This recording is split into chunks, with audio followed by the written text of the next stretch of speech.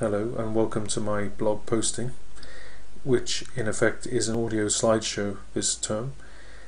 It's reflecting on my research studies with the Mac module and to some extent what I've done in nursing during my training. It's called Towards the Horizon of Meaning, and basically it follows John's 10th model of reflection. I find that it's the best one I use because it guides my thoughts quite clearly. And that's, you will see each slide contributing to the various sections of John's 10th framework, and hopefully that will make a logical flow through the reflection as I present it in this slideshow. Anyway, I hope you like it, and thank you very much. I've chosen to reflect on the impact my approaches to learning about research has had on my studies, but with an eye towards conducting real-world research, albeit eventually. I realise that with much already read about research, both in the Mac module and in my nursing studies, it is just a mere scratch on the surface. How am I then to know that I would make a good researcher in practice? It's while reading through all the literature that it occurred to me that there is so much to learn about research beyond what I felt I had some idea of in recent studies. I had already known about the terminology of the broad church research disciplines and how they are generally made up, but it is sheer depth and breadth to the nuances of research processes that is beginning to overwhelm me. By nuances, I mean even with definitive research methods, such as in content analysis, for example, it is so stratified with multiple layers of analytical processes, which comprise it as a method overall. I've started to think about where on earth I am going to gain the necessary experience to gain this deep knowledge, let alone understand even just some of it. After all, there is so little time to absorb what we are already taught, and let alone hope to apply it in actual practice. I realise the benefits research offers, obviously, but also its flaws and limitations too.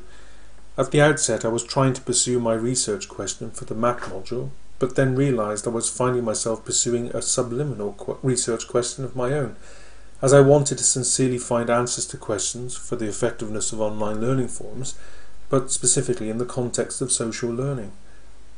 The more I read, the more I wanted to know about the best method to resolve this situation, even though there is no real grade value in doing this.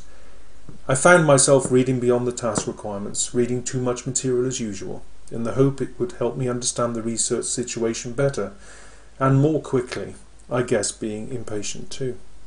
However, the more I read, the more the realization came about that the research itself is a process which has potentially no final solution to many real-world problems.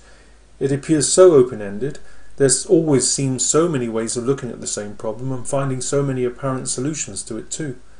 I'm not sure how my fellow Mac student colleagues feel about the research process, or that they may be as confused or frustrated as me for that matter. Moreover, I'm not sure I would like pursuing somebody else's research aims, especially when one is not in possession of one's own research project.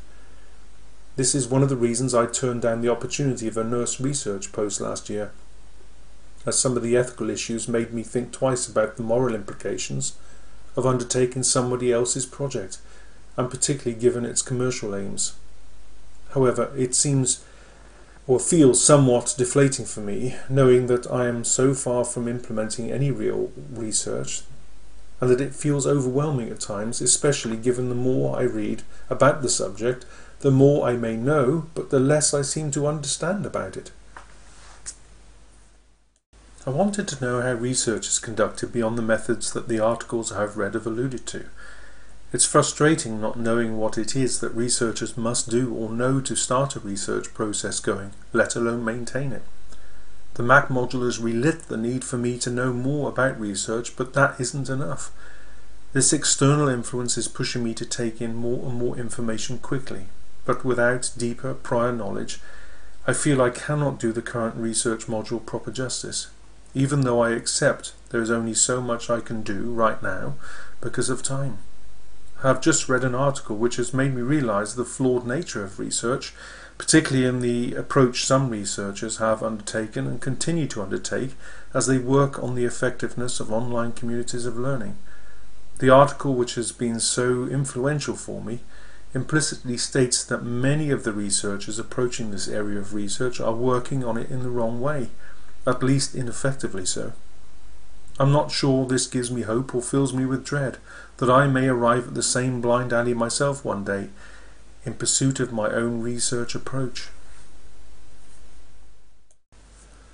The learning strategy I must adopt is one of continuing to learn as much as I can, but to accept everything I do now is on theory level, even barely that.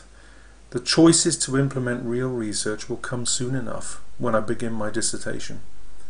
There are no other choices open to me but to learn from the module and from others, and to look forward to the quantitative module next year, as I realise that statistics are in themselves another part of research, and one must be able to deal with that in order to make one's research a thorough undertaking.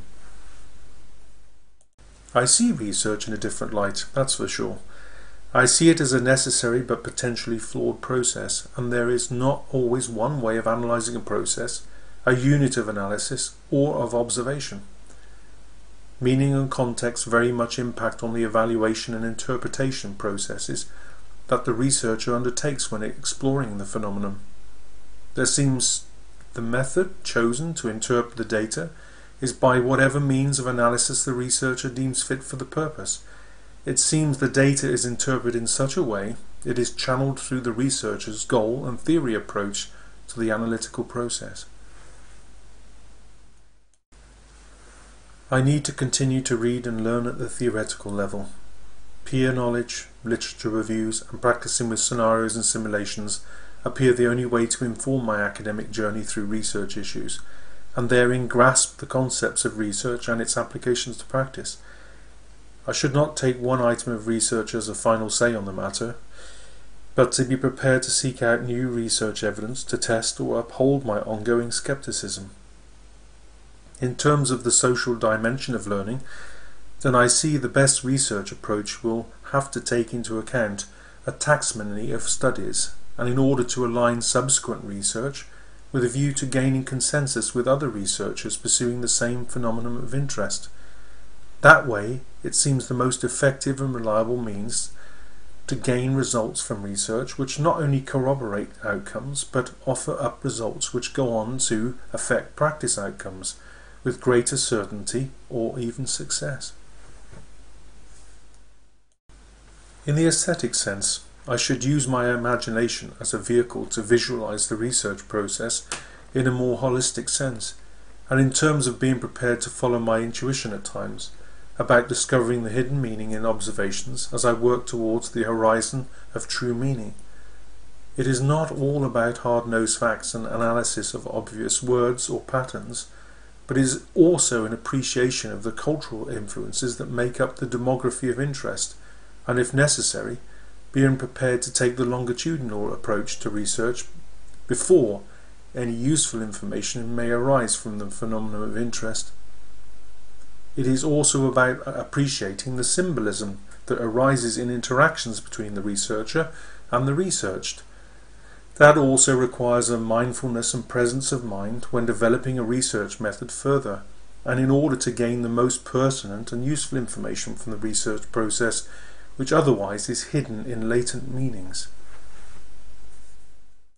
I've been caught off guard in my written work lately, and where I've not paid enough attention to the ethical dimension and issues of confidentiality as a priority in approaches to research.